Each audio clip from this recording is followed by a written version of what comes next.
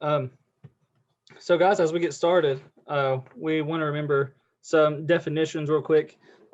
Abuse is the means of harm or threat or physical or emotional harm to a youth by a parent, guardian, or other person. It includes the affliction of physical or emotional injury by other than accidental means, the creation of a risk or allowing the creation of a risk to a youth by other than accidental means, committing or allowing to be committed an act of sexual abuse, sexual exploitation, or prostitution upon a youth.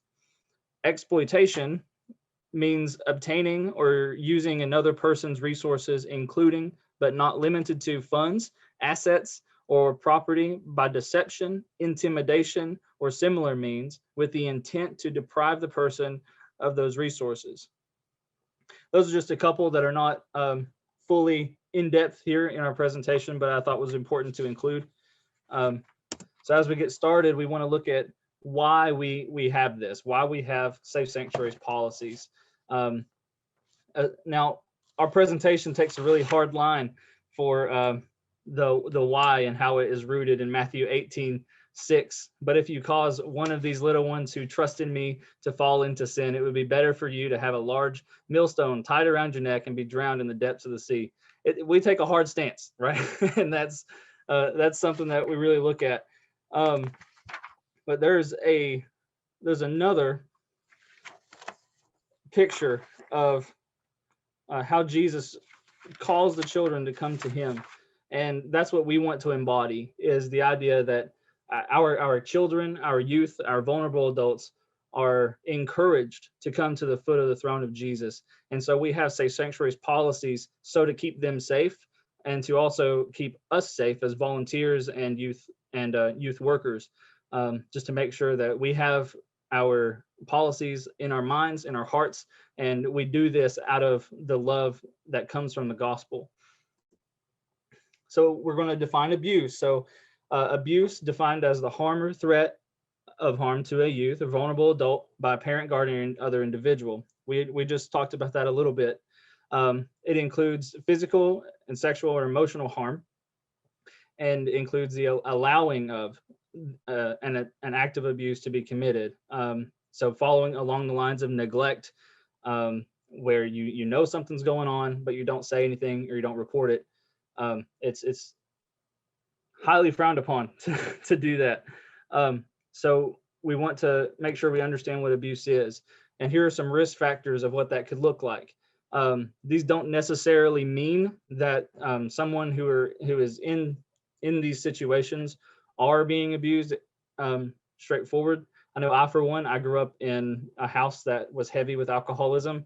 I had a single parent, but while there may have been instances where I could have been considered abused, there were a lot of other instances where I would not have been considered abused. So it's something to keep in mind as we go through these, because with alcoholism, it's a risk factor, right? So it's an increased risk of students that live under these kinds of conditions with alcoholism, domestic violence, drug abuse, single parent homes, lack of education, poverty, and mental illness. It's that these students just have a higher risk than students that statistically are within a nuclear family, drug-free, alcohol-free home. So it doesn't make one necessarily better than the other. Just understand the language here. It just says there's a higher risk involved, and it's something to be aware of. So symptoms look like these. Physical abuse, it comes in different shapes and sizes, literally, with black eyes, broken bones, bruised and distinctive shapes. You know, if you see somebody's got a bruise on their arm and it looks weird, it could have been from a very hard grab to somebody's arm, and that would be considered a physical abuse. Bite marks, unexplained burns. A lot of times students will try to hide these kinds of things if they're wearing long sleeves and stuff, trying to cover up marks on their arms or bruises or anything like that. It's just something to take note of, to report it to me or Missy, whoever's in charge of the events, because unless we have some kind of hard evidence, admission, this is happening in my home, or we've witnessed something ourselves, or we found these bruises that are unmistakably caused by some kind of abuse, like a grab, we want to report those immediately to law enforcement and to staff here so we can take care of it. Emotional abuse, this one's harder to notice. We have students that are just naturally introverted and they want to hang on to the wall in the midst of games or in the midst of lessons and stuff. And that's not necessarily a bad thing, but it's the nature of how they do it that signifies the emotional state. So if they're withdrawing, but they also have this look of depression or this anxiety on them, then that's something that we need to be aware of and take control on maybe. So with the reluctance to return home, trouble in school, difficulty sleeping, rebellious behavior, these are often the results of the first three. So we see the withdrawing and the depression and anxiety working kind of hand in hand, but then whenever it shows up and students wanting to linger instead of going on home, they could be lingering just because they want to hang out, they like you, and they just want to continue to talk. But it could be that they just don't want to go home. And sometimes it's easier to notice whenever a student is actively talking to you at the end of an event, or if that student is just lingering away from you and they're kind of alone, that kind of a thing. So we want to take note of those things, because if there's emotional behavior going on, it is harder to spot. So with the law, if you suspect that a child is being abused or have reasonable suspicion of a child abuse, who is legally required by the state of Kentucky to report the crime? You are, as the person who witnessed it. And here's the number there: 1-877-KY-SAFE-1. 1-877-KY-SAFE-1. So we like to think of volunteers like lifeguards. Lifeguards are continuously monitoring for safety. I know some of your all's kids are have worked as lifeguards. I don't know if they're still doing that indoors at Falling Springs right now, but how do they behave whenever they're on the watchtower? You know, with the where they sit, they're looking over the water, watching the people run around, blowing the whistle at people running, and we want to monitor our kids, our children, our vulnerable adults in the same way, where we're constantly being aware of what's going on around us. And the more people we have, then the safer it is. So if we respond to a situation when someone's in danger, we can have these multiple layers of protection so that if something happens, somebody will respond. And hopefully that somebody will have backup. So too deep leadership. We have our open door policy. Any room that is used for youth activities must have a window or door must remain open. This is why we have windows on every single door in our church, with the exception of maybe one or two. But if a student comes into my office, they have the window. But this, at the same time, everybody in my hall that's here knows that I'm meeting one-on-one with the youth. So we have the rules that we keep a window or have the door open. At a minimum, we have the 2 unrelated adults to be present. Otherwise, a single volunteer can leave the door open and a volunteer roamer can float between these spaces. And that's the good thing about having the windows, is if there's a particularly hard conversation going on, then somebody can poke their head into, just look in the window and see that everything's okay and keep going. And whoever is the adult in that room situation can look at that window and be aware that that person checked in on them. And if they need them, they could stop them and wave them in, anything like that. Also with too deep leadership, we talk about the private conversations, because these happen, especially as kids get older. They want to talk alone. They want to say something that they might not feel they can say to a parent. And maybe they have a question that's particularly hard, or they're going through something. We want to make sure we're telling someone else that we're going to be meeting with them. This is why everybody on the hall will know that I'm meeting one-on-one with the youth. Or if we're at youth group, or you're at children's ministry, or we're at a big event that's got everybody, we want to make sure that if somebody comes up to us and they want to speak alone, one-on-one, ask these questions, then we're letting somebody else know, I'm going to be over here, and I don't expect it to take too long, but this is where we're going to be. We're going to be talking about whatever they want to talk about. So making sure that we have accountability all around. So we're going to choose areas with windows and open doors. If we're outside and in public, that's perfect. So communication between the adults with complete transparency, not keeping any secrets, and making sure that harm is always reported. So in addition to deep leadership this year, we've added this next slide here, technology updates.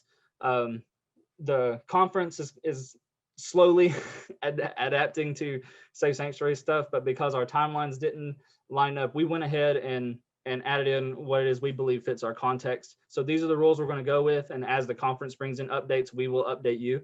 So we're going to follow 2 deep leadership guidelines for all online platforms. So in this, Zoom works the same way that a classroom works. So there has to be another adult. The roamer thing doesn't really work with Zoom, but there has to be 2 unrelated adults on these Zoom calls. The good thing about Zoom is that we record stuff. So recording these online meetings, I know before we've added this in, I've had, unfortunately, those moments where I've had Zoom meetings with kids, but nobody was available to be the other leader on the call. And that's okay. I understand that life happens. But I'm able to record these meetings. So if anything was to come up, I had it recorded and ready to go, just in case. But from now on, we really want to follow the 2 deep leadership for Zoom and Google Meets. Along with this, we're recording them, and we're going to use the church account rather than a personal account when possible. And the reason the when possible is in there is because there are multiple groups within our church that kind of use personal accounts because of life groups and things like that. Most of these life groups don't involve youth or children, but they could involve vulnerable adults. So if there's a vulnerable adult in a life group, you want to follow these rules. So a situation, for an example that we've had for this rule is one Sunday night, I was scheduled to have youth group on Zoom at 6 p.m., but there was a mix-up that happens one time a month with the life group online, and so I didn't want to kick them off of their meeting, so I pulled up Google Meets instead, and we met on Google Meets. But I was still able to record and things like that. But when possible, we want to use a church account rather than a personal account, just for accountability purposes. And when it comes to text messaging, this is the next part, because this is how we communicate now, right? Especially with all the lockdowns and self-quarantining and all that kind of stuff. We're all over our phones, text messaging and social media and stuff. So we want to make sure that if we're having text conversations with youth, that we are having very simple ones back and forth. If something comes up, we want to take screenshots, have call lists. If there was a call that came in, they called you or they texted you, said, hey, can you call me? You want to keep record of that. If there's something in there that could be suggestive of abuse, or you could be blamed for anything, we don't want that to happen. So making sure that we got things backed up. We're not deleting message threads. A great example, I had a student last week really got into the lesson for youth group, and they texted me and said, hey, would it be possible for me to get the handout or the small group guide that your leaders used? So you said yes, and that's as far as the conversation needed to go, right? So yes, I'll send it to you. So sent it, and that's it. But if a student had texted me and said, hey, I'm really struggling with inadequacy, I really feel like I need some help, and I don't know what to do, or maybe it gets even deeper, and we're thinking about suicidal thoughts, God forbid, and that's an obvious example of a text message I'm going to want to screenshot right away. I'm going to want to notify the parent saying, hey, here's what your child's going through. They just texted me.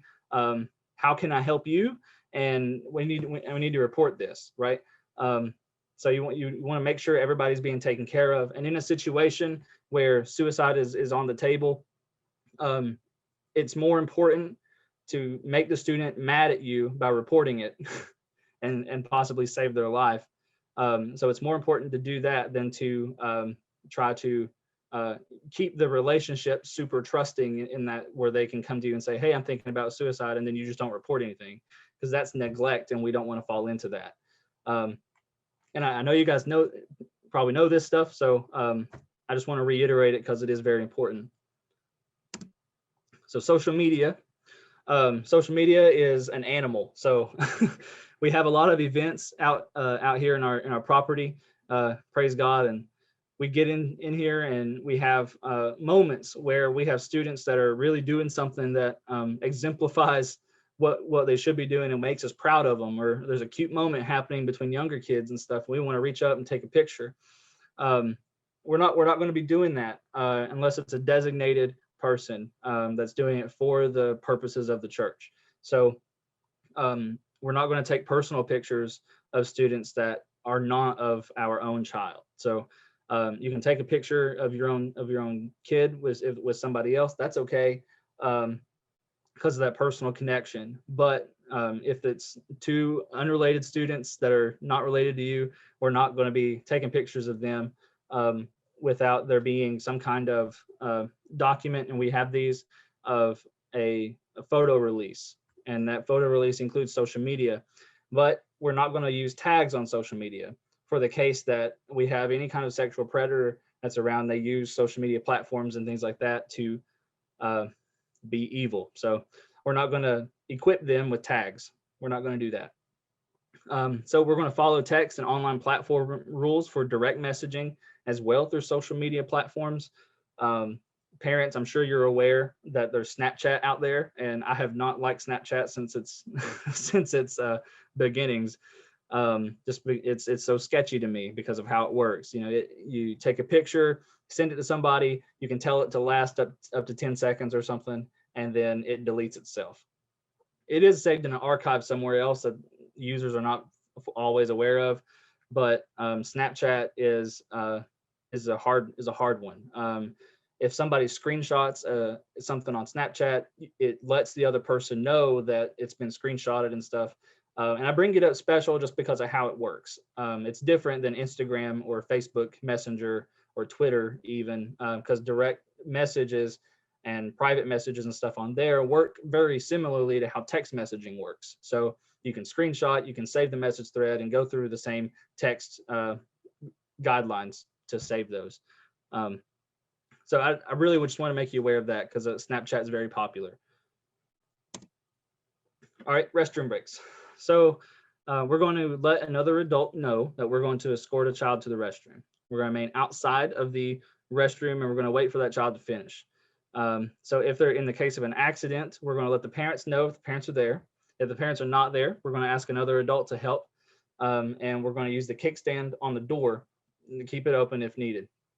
So essentially, if you're alone and a kid has fallen, or they really need some help, they're having accidents and whatnot and all that gross stuff, we want to put the kickstand on and maybe be kind of loud to get somebody to come and help you. But we want to make sure that anybody that's in that restroom scenario has backup. In the nursery, we have to have at least 2 adults to be present during a diaper change, and never change a diaper on the floor. That's not sanitary. And use the designated changing tables with the supplies. We can always replace the supplies, so use what you need. And never attempt to hold 2 babies at the same time. That some of you might be good at that, having 2 kids, but we're not gonna exercise that here. We're just one baby at a time. As far as discipline goes, we as volunteers, we're not the disciplinarians. That's the parents' role. So we're going to maintain order, and we're not going to assume that role of disciplinarian. We're going to redirect negative behavior and stay positive whenever possible, and don't yell. Fight whatever is in you, just fight it and don't yell. Use timeouts when appropriate and inform parents of inappropriate behavior. Timeouts are very good when it comes to children's ministry. It looks a little bit different in youth ministry. If we have a student that's misbehaving within a game or within a lesson, maybe they're playing too rough in a game or whatever, you can isolate that student and say, please go out and wait in the hallway. and JT is going to come talk to you, or Missy's going to come talk to you. And so that gets them out of the situation that's going on, and makes them wait. And they know it gives them just a minute to think about what it is they did wrong while they're out in the hallway. And then, me or Missy, whoever's in charge running the event, can come and talk to them and see what's going on, and redirect that negative behavior so that they can come back in and participate and learn and grow. With transportation, we have to have written permission from the parents and guardians for all trips, and observe the law. We're going to observe all the laws regarding safety belts and car seats. Obviously, we're going to obey all other traffic laws as well. And we're not going to allow children to sit in the front seat because of airbag deployment. And we prefer that 2 adults are in the vehicle whenever possible. And a scenario for this is pretty easy to understand. If we're low on adults to drive in a vehicle and we have 1 driver, it's okay, we can do that. But we're not allowed to have any students sitting in the front seat, even if they're 18. So all students have to sit behind the driver. Phone calls, this is an obvious one. Phone calls, text messages, things like that. You can only answer those whenever the vehicle is parked. If you have a co-pilot, that person can help you, but we're not going to mess with our phones while we're in the car. So, quick review. If you suspect that a child or vulnerable adult is being abused or neglected, you are legally obligated to report it. It's a criminal offense to not report it. And reports can be made to us as staff, the senior pastor, Kentucky Child Protective Services, Kentucky State Police, or Versailles Police Department. And now I'm going to throw it over to Missy for the true or false. Thanks, JT. And thank you everybody for participating. I know that many of you guys have volunteered for years, and you're on year 15 of this information. But yeah, feel free if you need to do a stretch or I think we've got Zoom face a little bit. But yeah, we'll go on into just the walkthrough for review. This is normally where we would do our quiz. So we're just going to review some of the information. This is our true and false section. Any communication between adult leaders and youth should be transparent and never a secret from other adults. This is true. Obviously, especially in the case of harm of a child or threat of harm, that's something that's front and center and immediate that we address in the moment. All children and youth will experience innocent touch in the same way. This one is false. Some children have a different sense of boundaries than other kids. Thinking about just children's ministry, we have some kids that if we weren't in COVID times, they would be rushing up to us for great big hugs, and then other children prefer just to be in the background. They don't like quote unquote huggies. So just be aware of your surroundings with the kids and be in tune with their needs. If no one is present, it is best to avoid all physical contact with a child or youth. This one is true, but with a caveat. We never want to fear physical contact. And I know that this is a front and center issue right now with COVID going on. And often whenever JT was relaying, like if you're meeting one-on-one with a youth member and they're just really breaking down and they're going through a hard time and they need somebody just to put a hand on their shoulder and pray, never be afraid of that kind of touch in a situation like that, especially whenever you're following guidelines with somebody knows what's going on. If you're getting ready to play a game with children, maybe it's part of the lesson and the game Hot Hands, where people are kind of smacking each other's hands. It's always a good idea to wait and make sure another person is present, just for accountability. JT, can you give me the next slide?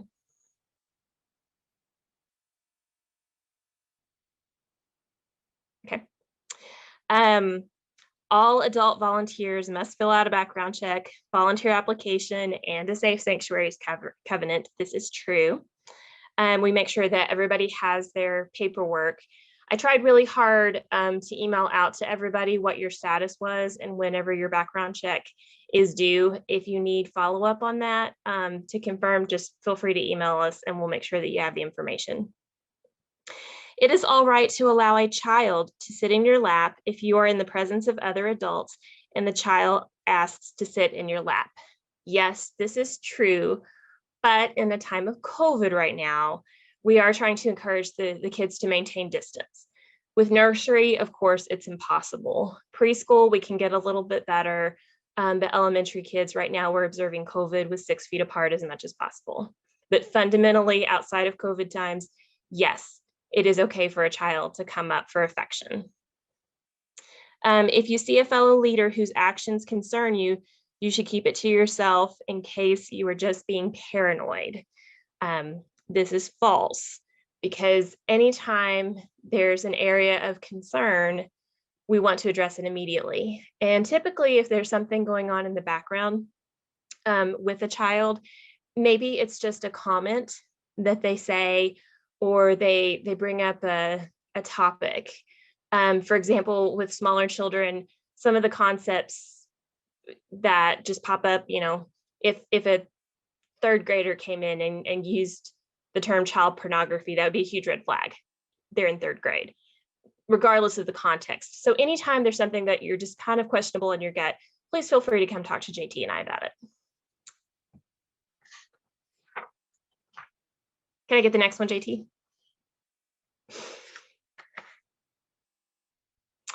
Adults must respect the privacy of youth in situations such as changing clothes and taking showers. And yes, that is true, as well as it is acceptable for youth of the opposite sex to sleep.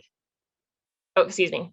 So the first one is true. And then the next one, it is acceptable for youth of the opposite sex to sleep in the same room. That is false. Again, these are issues that are going to be more present in youth, obviously, than children, because you guys have a mission trip coming up, I think June 13th, if I'm thinking in the back of my brain correctly. So especially youth volunteers, overnight lock-ins, keep this front and center in your mind. Adult leaders between the ages of 18 and 22 can date a youth in the church because they are close in age. This is false in the state of Kentucky. Definitely, we don't want those relationships with minors present, especially with those close ages. And next.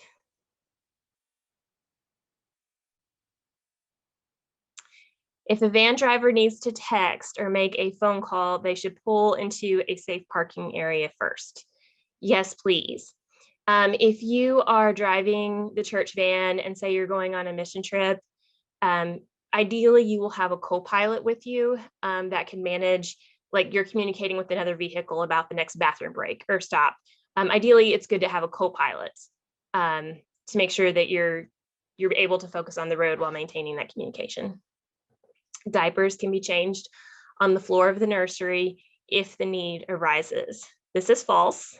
I remember being a young mom, and sometimes it was just grab a diaper and the living room floor. But whenever we are at church, make sure that all of the diaper changes occur in the appropriate area.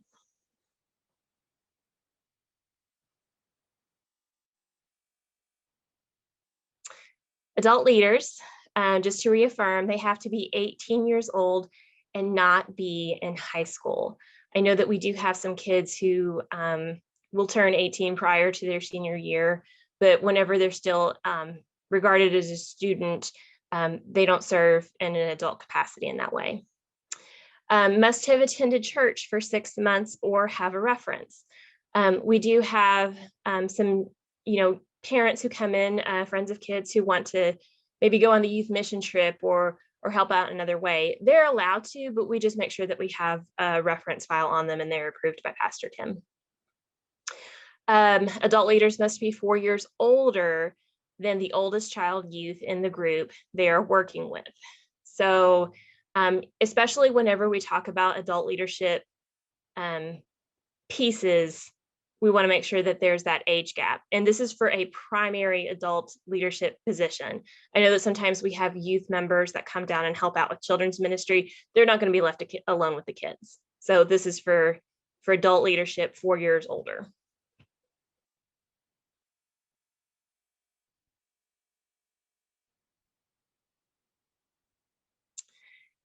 If 18 to 21 years old, you must be supervised by someone who is 22 years or older, excuse me. This is just part of our regulations as we go on, just to make sure that we have those layers of protection. Must fill out background checks once every 3 years. We do have a national check, and as we spoke before, we do run a different type of background check if you do want to be authorized to transport the church children.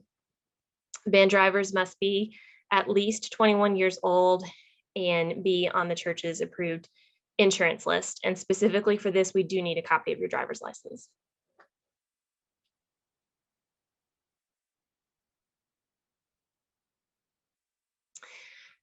Adult leaders may not transport other children if they have a DUI offense. That's why we maintain the checks. And safe sanctuaries must be renewed every year.